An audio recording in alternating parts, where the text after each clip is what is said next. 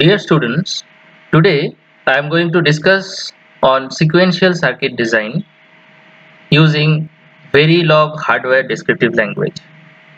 We call it as VHDL or maybe Verilog HDL. Categorically, this particular slide where you are finding these codes is nothing but we call it as Verilog HDL. So let us begin with this 2x1 multiplexer. So to discuss about 2x1 multiplexer, the prerequisite is to understand the circuit diagram of 2x1 multiplexer, what I believe that you must have been gone through in digital electronics classes. But still, I am going to show you the 2x1 multiplexer is this, where we can see that the 2x1 multiplexer is always having two inputs and one output, and all the operations of this multiplexer strictly depends upon the selection line. Now if the selection line, if it is a single one, so single data entry is having two combinations. Similarly, we know that it depends upon 2 to the power n combinations. Had it been a two selection line, the combinations we could have got four combinations. It is 0 0 0 1 1 0 and 1 1. Since it is a single selection line, so if the selection line is 0, then the input available at I0 will be appearing in the output Y, and if the selection line goes high, then the value which is there in input 1 will appear in output Y. Depending upon that, we generally write down these expressions. We call it as Boolean expressions, that Y is equal to S bar I0 plus S I1, and depending upon this we can make the diagram, that is the circuit diagram. But here in this particular slide I am going to show you something else. This is Verilog hardware descriptive language. Let me go through block by block. We all know that we need to write module first, and then we need to write down the variable name. As we can see here, it is a mux21. We can name it any name as a variable name. I can write down my mux or maybe your name underscore mux like this, and in the bracket you need to identify the input output specifications. Here I have made it a b comma select comma y, where I have mentioned what are the inputs and what are the outputs. Remember one thing, this code is nothing but I am performing using behavioral modeling. In my earlier slides I have already discussed what is data flow, behavioral as well as structural modeling. So in behavioral modeling always we need to remember that we have to write reg. Reg means register, where the output value is going to be registered. So reg, then output, and then line breaker, that is semicolon. Once we do so, then I have to write always begin, and we have to start writing the case. What is we all about knowing about case? Case means it is actually the truth table. So what I have shown you, that this is the truth table, that S and Y, if it is 0 then I0, and if it is 1 then I1 will appear. So as same thing will happen in this case. So this case will react when the select line goes high. Please remember this thing.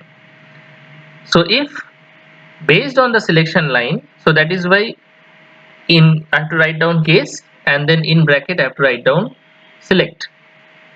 Based on the selection line, what are the cases is coming? Case 0, that means I have to write down 0, then colon y equal to a, that means the value which is already there in a, that will be available in y. And similarly I have to write down 1 is equal to y equal to b, that means the value which is there in b will be available in y.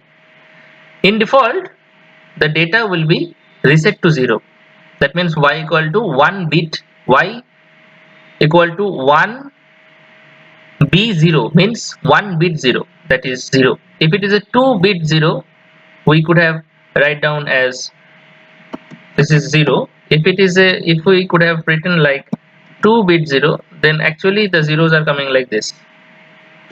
Clear? So since it is a 1 bit 0, that means all will be reset to 0. I need to end the case by writing end case, and then end the whole if block. If I write always begin, I need to end, so this is end, that is why this end is used. And since I have started this module, so I have to end this module too.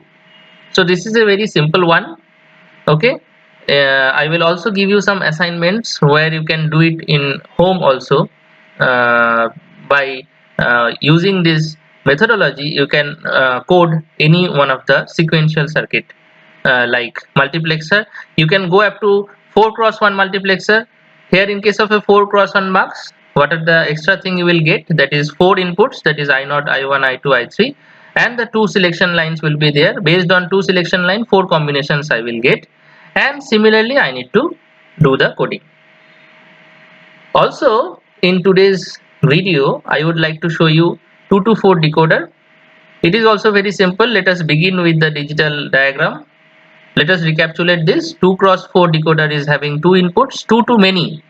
Remember, 1 to many is all about decoding part, and multiplexer is many to 1. It's all about the methodology, what people should understand, or we need to remember those basic things. So in case of a decoding part also, here if it is a 2x4, so A and B are the two inputs, whereas the outputs are D0, D1, D2, D3.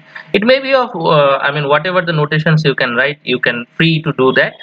And based on enable input, so remember one thing, if the enable input goes high, then only the all cases operate. If the enable input goes off, then all the bits will be resetted. Similarly, here also we have done the same thing. We used behavioral modeling because we know the behavior of these basic gates, which is very important for VLSI design.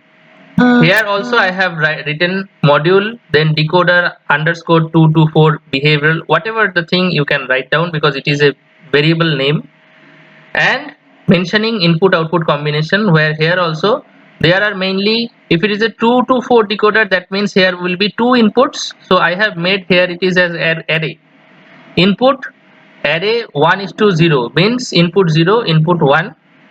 So this is the prerequisite where you need to also understand about C. In C we have used many times, so here also we are using input and input 0 input 1 which is in array. Similarly I need to mention input enable because enable is also acting as an input, and output is 4. So if it is a 4, so always we can write it out as 3 is to 0 then out. So as similarly we have to go for reg 3 is to 0 out, that is the value which is to be stored in register. Always at, then what are the thing, what are the data based on which the always at will depend. That means in bracket here has to be input or enable input pin. So always at in bracket there has to be in or n enable, then begin. Once we begin the case, we need to write down that if the all cases will appear if and only if the enable is high.